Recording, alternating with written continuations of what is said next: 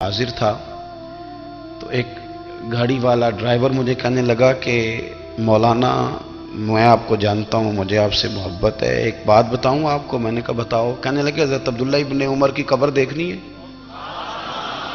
मैंने कहा ये तू नहीं कह रहा, ये किसी ने बंदोबस्त कराया है, ये अल्लाह ने तेरे दिल में बात डाली है, ये हो गया, तू ले चल मुझे। हज़रत अब्दुल्ला इब्न उमर को नबी पाक ने फरमाया था राजुलुन सालिह, ये नेक बंदा है, ये मुत्तकी आदमी। हज़रत अब्दुल्ला इब्न उमर रदी अल्लाह तआला अन्हु सैयदना फारूक आज़म रदी अल्लाह तआला अन्हु के साहिबजादे हैं और इनकी हमशीरा सैयदा हफ्सा रदी अल्लाह तआला अन्हा हुजूर की ज़ौजा मोहतरमा है। एक दिन अपनी हमशीरा से कहने लगे कि नबी करीम सल्लल्लाहु तआला अलैहि वसल्लम घर में आए ना, और अगर हुजूर गम उम्मत में परेशान ना हो, तबीयत को हशाश बशाश देखो, तो जरा पूछना तो सही हुजूर का मेरे बारे में क्या ख्याल है, पूछना तो सही कि करीम की बारगाह में मेरा क्या मकाम है, मेरे बारे में हुजूर क्या फरमाते हैं। अब बहन को काम बताए और बताए भी भाई, और फिर बहन वो काम ना करे, ये तारीख में होता नहीं।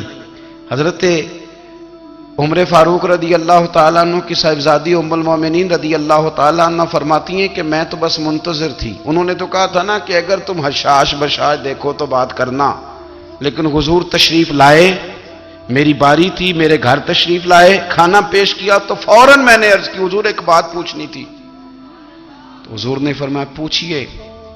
मैंने अर्ज की हुजूर मेरे भाई अब्दुल्ला इब्न उमर के बारे में आपका क्या ख्याल है। नौजवानों मेरी बात पे गौर करना, मेरे भाई के बारे में आपका क्या ख्याल है। तो नबी करीम सल्लल्लाहु तआला अलैहि वसल्लम ने मेरी तरफ देखा और फिर हुजूर ज़ेरे लब थोड़ा मुस्कुराए। और बरेली के इमाम कहते हैं कि हुजूर मुस्कुरा देते थे ना, तो जो बड़ा दुखी होता था वो भी हंस पड़ता था। अब सवाल पैदा होता था कि फिर तो उस मुस्कुराहट के लिए इंतजार करना पड़ता होगा कई कई महीने कि हुजूर मुस्कुराएं तो रोने वाले हंसें। तो आला हज़रत फरमाते नहीं, इंतजार नहीं करना पड़ता, ये मुस्कुराते रहना तो हुजूर की आदत है। जिसकी तस्कीन से रोते हुए हंस पड़े, उस तबस्सुम की आदत पे लाखों सलाम। यानी ये तो आदत है हुजूर की मुस्कुराते रहना, इसके लिए इंतजार नहीं करना पड़ता।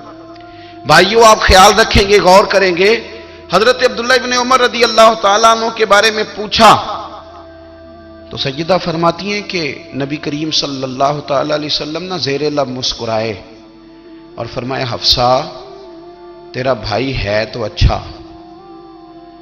लेकिन मैंने सुना है कि इशा की नमाज पढ़ के सो जाता है और फजर तक सोया ही रहता है। उसे चाहिए कि तहज्जुद के वक्त उठा करे, अल्लाह की बारगाह में हाजिर हुआ करे, आहुजारी करे, सजदे करे, इबादत करे। उठता है और फजर में जाके उठता है। हजरत जनाब हफ्सा रदी अल्लाह तआला अन्हा कहती है मैंने जनाब अब्दुल्ला इब्न उमर को पैगाम दिया और मैंने कहा मेरे जवान भाई सुन, नबी पाक ने फरमाया है तो अच्छा, पर तहज्जुद में नहीं उठता, नफल नहीं पढ़ता। ओ मेरी मिल्लत के जवानों, मजा नहीं आ जाता जब सारी दुनिया सोई हो, सारी दुनिया, और बिस्तर भी गर्म हो और नींद भी पूरा गलबा कर रही हो, और अचानक घंटी बजे दिमाग में, आंख खुले, घड़ी पे नजर पड़े 3:30 4 बजे का, फिर उठ के वुजू करे और जब वो मुसल्ला खोल के बिछाए तो मदीने वाले जो उसकी शान के लायक है, जो उसकी शान के लायक, वो मुस्कुराता है, खुश होता है कि मेरा बंदा तहज्जुद में उठ गया, वो मुस्कुराता है। काश हमारी सुबहें कभी अपने मालिक के नाम हो जाएं। काश के सुबह हजरत अबुल हसन रहमतुल्लाह ताला अलैह हजरत माज इब्न जबल रदी अल्लाह ताला अन्हु के पास बैठा करते थे। फरमाते हैं उनसे जो प्यार बढ़ा तो फिर मेरा मुसल्ले से जाता हूं काम ढूंढने। तो मेरी बीवी बड़ी फर्मा बरदार थी, पर उस दिन ना गुर्बत के हाथों तंग आके कहने से निकला, पर मैंने सुबह से लेके जोर तक काम ढूंढा, काम मिला कोई नहीं। फरमाते हैं कि मैंने ना फुरात के पानी से वुजू किया, नहर के, शदीद धूप थी, साथ रेत थी और रेत तप रही थी। मैंने अपना रुमाल वहीं मुसल्ला के तौर पर बिछा लिया और फरमाते हैं कि जोर से लेकर असर तक नमाज पढ़ी, धूप भी पूरे जोर पे, पर मेरे सजदे का ज़ौक़ भी पूरे जोर पे। فرماتے ہیں سورج بھی چمک رہا ہے اور رب کی عبادت کا ذوق بھی پورے زور پہ، میں سجدہ کروں تو پھر میرا اٹھانے کو جی نہ چاہے۔ میرے استاد لکھا کرتے اور میں نے آواز دی کہ بھلی مانس کہاں ہو؟ تو وہ کہنے لگی آپ منہ ہاتھ دھو لیں۔ میں نے کہا کہ بچے کہاں گئے؟ کہنے لگی وہ کھانا کھا کے کھیلنے گئے۔ بیوی سے پوچھا یہ کہاں سے آیا کھانا؟ بچوں کو تو نے کہاں سے کھانا کھلایا؟ یہ سارا کچھ کیسا ہے؟ تو کہنے لگی پتہ نہیں آج آپ کس کریم کی مزدوری کرنے چلے گئے، کس کریم کی، میرے گھر میں تو اتنی نعمتیں، دروازے آج چلے گئے تھے۔ یہ کہتے کہتے وہ اٹھی اور اٹھ کر کے کہنے لگی پہلے ہی بڑا کچھ آیا تھا، اب کیا لے آئے ہو؟ اور جا کر کے نا اس نے وہ ریت والا رومال کھولا، کہنے لگے میں تو لے کے آیا تھا ریت، تو میرے رب نے اسے بھی سونے اور ہیرے بنا دیا تھا۔ جب آپ کی توجہ اللہ کی جانب، میرے نبی پاک صلی اللہ تعالی علیہ وسلم نے فرمایا ہر چیز اپنے رب سے مانگ، ہر چیز مانگ، ہر چیز مانگ۔ یا رسول اللہ کیا کچھ؟ میرے محبوب نے فرمایا تیرے گھر میں نمک بھی ختم ہو جائے تو وہ بھی اپنے رب سے مانگا کر، تو مانگنا وہ تجھے دے گا، تو اس کی بارگاہ میں کشکول طلب دراز تو کرنا۔ اور ترمذی شریف میں عجیب لفظ ہیں، رسول کائنات نے فرمایا، رب کریم فرماتے ہیں جب میرا بندہ ہاتھ اٹھاتا ہے نا تو مجھے حیا آتی ہے کہ میں خالی کیسے لوٹا دوں اس کے۔ اتنے بڑے بادشاہ کی بارگاہ میں، او بھائی لوگوں سے عزتیں تلاش کرتے ہو تو وہ کیا تمہیں عزت دیں گے؟ وہ تو کل اچھا کہتے ہیں پرسوں برا کہنے لگ جاتے ہیں۔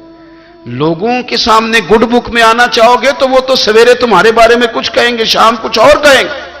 اپنی روحانی زندگی آباد کریں، اپنے مسلح کو وقت دیں، اور دنیا سے چھپ کر اس موبائل کو بند کر کے اور اپنے آپ سے بھی چھپ کے اور تنہا ہو کے چھپا کے سارا کچھ اپنے آنسو اپنے رب کی بارگاہ میں پیش کریں، اس کے حضور حاضری دیں۔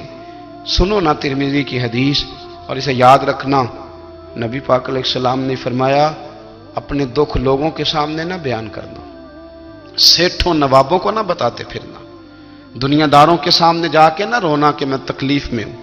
فرمایا اگر دنیا داروں کو دکھ بتاؤ گے رب تمہیں کبھی غنی نہیں کرے گا، اور لوگ ہیں کہ الٹا مذاق اڑائیں گے۔ آپ کی جس سے بڑی پکی یاری ہے نا، پکی، وہ تب تک پکی ہے جب تک آپ نے 50,000 مانگا نہیں، اور جس وقت آپ نے کہہ دیا کہ میں مجبور ہوں میری مدد کر تو پھر ختم ہو گئی دوستی۔ لوگوں کی تعلقات آپ کے ساتھ تب تک ہیں جب تک آپ ان سے کوئی ضرورت وابستہ نہیں کرتے۔ کریم محبوب فرمانے لگے بندوں کے سامنے دکھ نہ بیان کرنا، اللہ تجھے کبھی غنی نہیں کرے گا۔ تو اپنے دکھ اپنے رب کو بتا، تو دعائیں مانگ، تو اس کی بارگاہ میں حاضر ہو، تو اس کے حضور عرض کر۔ فرمایا اپنے دکھ اپنے رب کو بتا، وہ جلدی کرے یا دیر سے کرے تجھے ساری دنیا سے بے نیاز کر دے گا، تجھے کسی کا محتاج نہیں رہنے دے گا۔ اپنے مسلح کو، اپنی دعاؤں، ایک بزرگ فرماتے ہیں میں نے دعا مانگنے کا طریقہ اپنی بیوی سے سیکھا،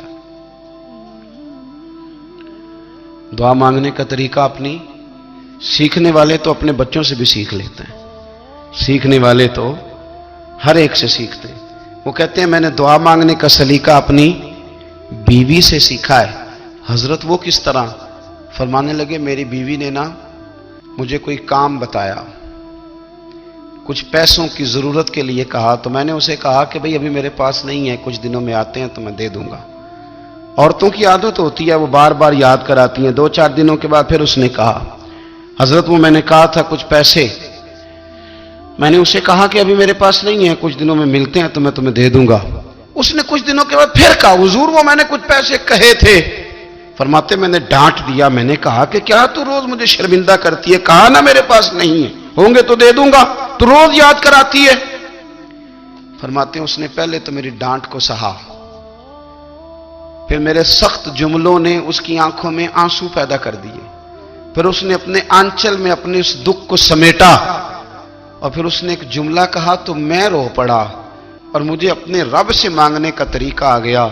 مجھے کہنے لگی حضرت جی آپ نے ڈانٹ دیا میں نے سہ لیا، پر آپ ہی میرے شوہر ہیں، بتائیں نا آپ سے نہ کہوں تو میں کس سے جا کے کہوں۔ فرماتے ہیں میں رو پڑا، اور میں کھل کے رویا، اور میں تڑپ کے رویا، اور پھر میری سسکیاں بند گئیں۔ تو مجھے کہنے لگی آپ کو کیا ہوا؟ میں نے کہا مجھے بھی دعا مانگنی آ گئی ہے، جب میں اسے کہوں گا نا اللہ تو ہی میرا رب ہے، میں تجھ سے نہ کہوں تو میں کس سے جا کے کہوں۔ میں کیوں کسی بندے سے سوال کروں، میں کیوں کسی دنیا دار سے کہوں؟ میں تیرے بندوں کا، نیک بندوں کا وسیلہ لے کے، تیرے محبوب کی غلامی لے کے تیری بارگاہ میں آیا، تجھ سے نہ مانگوں تو کس سے مانگوں؟ سمجھ آ گئی ہے، جب میں اس رنگ میں مانگوں گا تو پھر رب میرے اوپر بڑا ہی فضل فرمائے گا، وہ میرے اوپر بڑی رحمت کرے گا، وہ میرے لیے آسانیاں کرے گا۔ عزیز دوستو، ہم اس طرح کرنے لگ گئے ہیں کہ ہم نے نا اپنے تعلقات پر اعتماد کرنا شروع کر دیا ہے۔ میرے تعلقات بہت ہیں، ہم نے اپنی دولت پر اعتماد کرنا شروع کر دیا ہے، میرے پاس دولت بہت ہے، ہم نے اپنے علم پر، اپنی شہرت پر اعتماد کرنا شروع کر دیا ہے کہ میرے پاس فلاں چیز بہت ہے۔ یاد رکھنا، جب بے نیاز اپنی صفت بے نیازی دکھاتا ہے تو بڑی بڑی دولتوں والے مجبور نظر آتے ہیں۔ بھائیو، جب انسان کا رشتہ اپنے مالک کے ساتھ ہوتا ہے پھر تو غم بھی کچھ نہیں کہتے، پریشانیاں بھی کچھ نہیں کہتی، پھر تو زندگی صبر والی، پھر تو زندگی توکل والی، پھر تو زندگی بھروسے والی، پھر انسان اپنے آپ کو رسوا نہیں کرتا، دنیا داروں سے امیدیں اس کی ختم ہو جاتی، امیدیں اللہ رسول سے لگا لیتا ہے، مضبوط ہو جاتا ہے، مضبوط، طاقتور ہو جاتا ہے، خوددار ہو جاتا ہے، باوقار باعزت ہو جاتا ہے۔ حضرت بہلول دانا رحمت اللہ علیہ بیٹھے تھے تو ہارون رشید حج کر کے آ رہا تھا،